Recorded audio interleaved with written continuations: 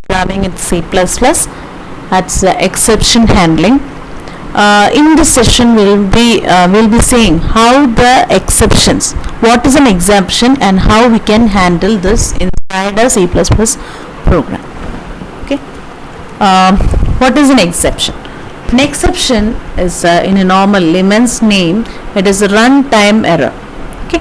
So in the more definition type, abnormal condition that arises in a code sequence at runtime.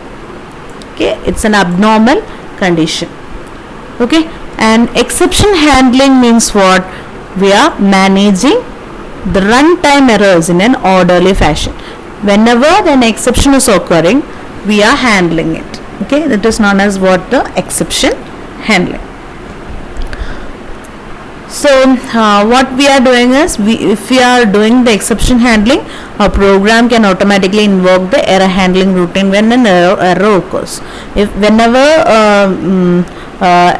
example I will say, let's say I have entered, I have asked for a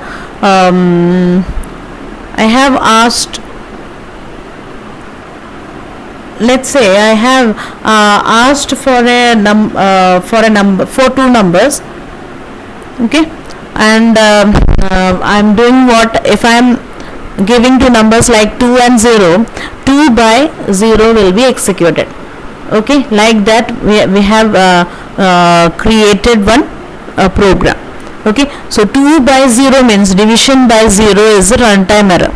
Okay, so we have to do what? We have to handle this type of things. Okay, if any exception is occurring or any runtime problem is occurring, then we have to do it. Okay, we have to handle it. Okay, for handling it, we are using 3 keywords: try, catch, and throw. Okay, so let's see. Like this only we are creating the try block. Okay, whatever error prone program statements we have, we will put inside the try block, and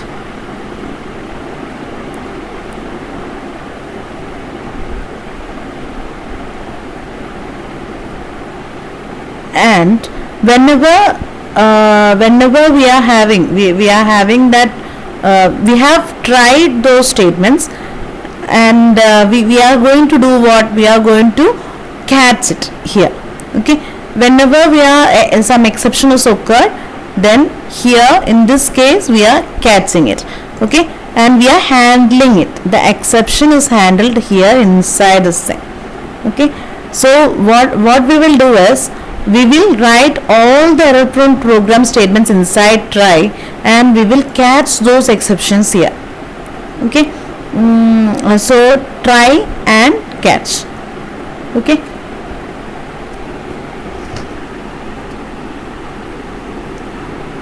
so how we can create our own exception. Okay, if we are creating some exception, okay, how we can create it? Okay, if an exception occurs within the try block, then the exception is thrown using the throw. Okay, so let's say throw one exception I am throwing, then in the catch block we have to accept this exception.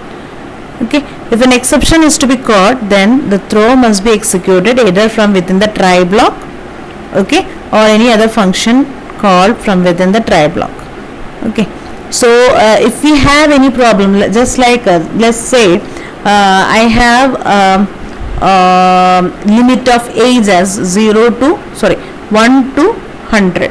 Okay, anything above and anything below will be, below 1 will be, above 100 and below 1 will be treated as exception. Okay, so if you see, I have entered some value like -1 and all. Okay, -1 if I am entering, I know in this program it knows that it must know that there is nothing like -1 as an age, so it will throw an exception. Okay, if the condition is like this, if the age is less than 1 and or age is greater than 100, then you will do what? You will throw the exception. Okay, and this thrown exception will be caught by the catch statement. Okay, inside this we will give the instructions like the age must be in between 1 and 100, like that we will be doing, and we will handle it. So here is an one set of example here. Okay, try. Okay, catch.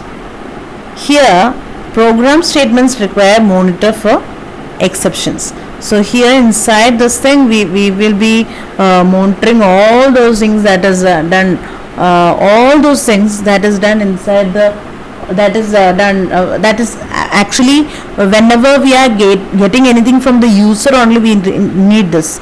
Okay, so all the cin functions we can put it inside. Okay, and we can handle each and every exception here itself. Okay, and here this catch type argument, this will catch the exception, and it will be the exception handling statements. Okay, and here it is one type of, in the previous one we have seen only one type of exception it is handling. Okay, and in this case it is handling n type of exceptions, n type exceptions it is handling: type 1, type 2, type 3, etc., type n argument. Okay, so it will, if we are mentioning like try, program statements, catch, type 1 argument, if it is throwing one type, first type 1 exception, then this will be handled. Type 2 exception, then this will be handled. Type n exception, then this will be handled. Okay, so let's see an example here. Okay, try. Okay, int d is equal to 0, int a is equal to 330 by d. Okay, so whenever 30 by 0 throws what? The arithmetic exception at runtime, then what will happen? It will be thrown. Okay, it will be caught by the catch block. Okay, int e. Okay, then what will happen? Whenever it is throwing the arithmetic exception, then this will be executed. Division by 0 will be printed. Okay, here we have mentioned the printf. Instead of this thing we can use what? Cout, division by 0.